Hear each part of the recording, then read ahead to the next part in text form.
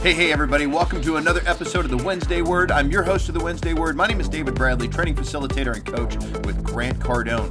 This is Wednesday, and so what we do on the Wednesday Word is I got a list, about 180 some odd words, success themed, success driven, success motivated, and I'm going to take these words and I'm going to break them down. I'm going to get you the definitions of them. We're going to understand the history of the words, okay? And then we're going to look at some ways we can incorporate these words better into our sales and our business and our life. And why do we do that? Well, first lesson I learned from Grant Cardone is that selling is a conversation, and power comes from the words that you use. So I want to make sure that the words we're using out there, we know what they mean, we know where they came from, and that we're using them in a way that increases our sales and our business and our life. Okay, so let's get into today's word, shall we?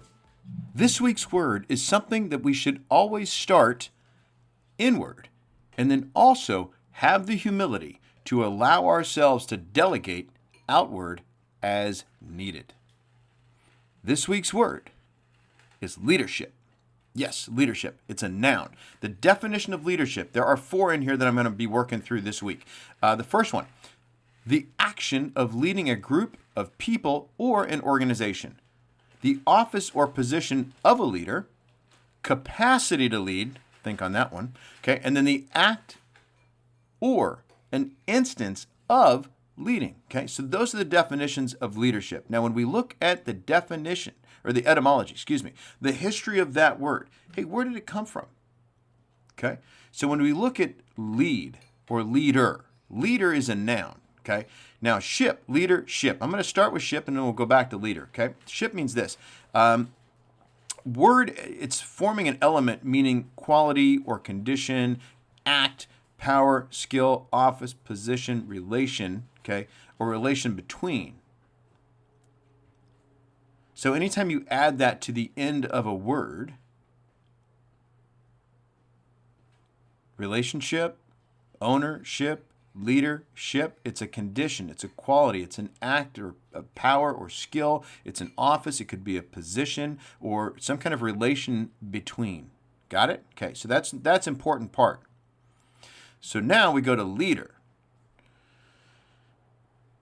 It's an Old English term, talks about one who leads or first, one who goes first to guide or to conduct. We've got use in Old English, we have use in French, Dutch, German. It's also a title for the head of state. And so when we put those two together, we've got leadership. Okay, so here's an action idea for you. Okay, I'm just going to drop a little quote on you, and then I'm going to ask you a question. The quote's going to come from Grant Cardone. And here's the quote. Leaders know that the most valuable people are not driven by worldly things, but more by lasting personal motivations like duty, obligation, and a sense of responsibility.